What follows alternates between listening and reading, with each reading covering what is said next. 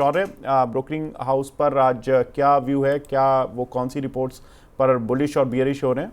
जी, आज कुछ बड़े बड़े काउंटर्स हैं जिन पर रिपोर्ट्स आई है। पहली है जेफरीज की रिपोर्ट सन फार्मा के ऊपर।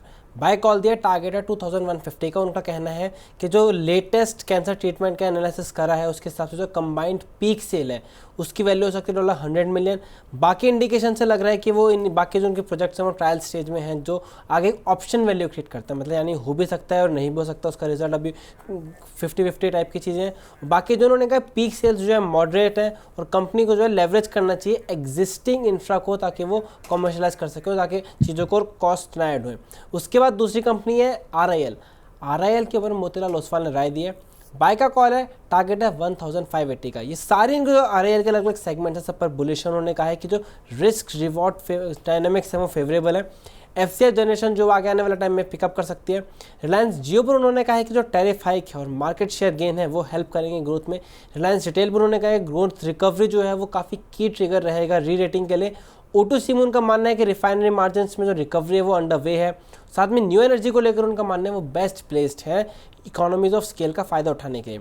उसके बाद इलेक्ट्रोप्लास पर इक्विस ने इनिशिएट किया कवरेज। बाय कॉल के साथ टारगेट है 980 का। उनके जो प्रोजेक्शंस हैं उसमें उन्होंने रेवेन्यू, एबिटा और पैट को 39%, 40% और 60% के एकर से ग्रोथ करने की बात कही है FY24 से 27 तक। तो काफ़ी ज़्यादा एक बुलिश स्टॉक है जिस पे बात हो रही है। और मेन पॉइंट है कॉस्ट लीडरशिप स्ट्रेटेजी को फॉलो करते हैं जो मार्जिन एक्सपेंशन में हेल्प कर रहे हैं। फिर मोतीलाल ने राय दिया टाटा पावर के ऊपर। बाय का कॉल है, टारगेट है 509 का। उन्होंने कहा कि मैनेजमेंट ने शोकेस करा है अपना विजन को कि एबिटा और पैट को डबल करना है FY30 तक। तो ये मेन ट्रिगर है। और कैपेक्स भी जो है वो एस्टिमेट होने वाला है कि राइस होएगा आगे आने वाले टाइम में। तो ये सारे ट्रिगर्स हैं जिस पर देखें तो सभी काउंटर पर बुलिश राय निकल के आ रही है आज। बिल्कुल। तो सन फार्मा यहाँ पर जेफरीज बोलते हैं 2150 रुपये का टारगेट रखें। कैंसर की ड्रग का एक बड़ा इम्पैक्ट इस कंपनी पर देखने के लिए मिलेगा on the positive side. RIL पर हम काफ़ी समय से देख रहे हैं, पिछले करीब 10-15 दिन से देख रहे हैं, लगातार कोई ना कोई एक प्लस साइड की रिपोर्ट आ रही है। मोतीलाल ओसवाल लेकर आए हैं 1580 रुपये के टारगेट के लिए। PG इलेक्ट्रोप्लास्ट यहाँ पर 980 रुपये का टारगेट रखना एक रिस्क की रिपोर्ट है और यहाँ पर भी पॉजिटिव साइड की रिपोर्ट रही है।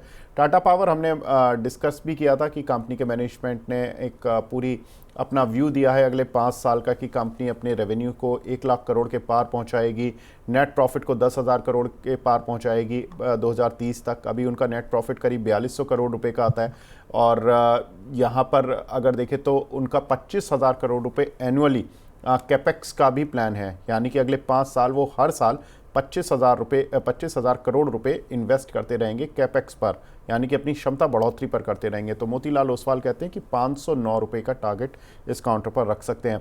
अंशुल जी, मैं टाटा पावर पर पूछूंगा आपसे, क्योंकि जब कोई कंपनी 5 साल आगे का टारगेट देती है, आई रिमेंबर कि मैं एक बार बेंगलोर गया था अपोलो टायर्स की इसी तरह की मीट में, और उस समय पर मैनेजमेंट ने, ज़्यादा पुरानी बात नहीं है, ये बात है 2021 या 22 की, जब उन्होंने बोला था कि हमारे टारगेट से 5 साल में अपने रेवेन्यू को डबल करने की, प्रॉफिट को डबल करने की। वो तो अभी तक डबल नहीं हुए लेकिन शेयर डबल हो गया सर। सर ऐसी ही बात टाटा पावर कर रहे हैं। जब भी कोई रिनाउंड ग्रुप करता है तो कुछ ना कुछ इस तरह की चीज़ें हो जाती हैं। क्या लगता है sir, Tata power share double पहले होगा या इनके जो टारगेट्स हैं वो पहले पूरे होंगे? देखिए सर, शेयर पहले डबल हो जाएगा क्योंकि मार्केट हमेशा फॉरवर्ड लुकिंग है, मैनेजमेंट पे किसी तरह का कोई डाउट नहीं है। तो आप मान के चलिए, और वैसे भी टाटा पावर हम बहुत समय से रिकमेंड करते आ रहे हैं।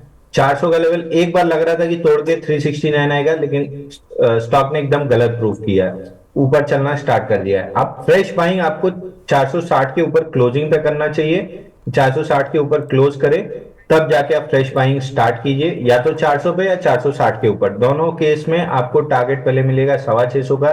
और जिस हिसाब से ये स्टॉक चल रहा है, आप मान के चलिए कि अगर आप इसको समय देते हैं, अब समय कितना ये कहना मुश्किल है, बट अगर आप पेशेंसली स्टॉक के साथ बने रहते हैं तो आपको स्टॉक 1000 रुपए के ऊपर के भी टारगेट देगा।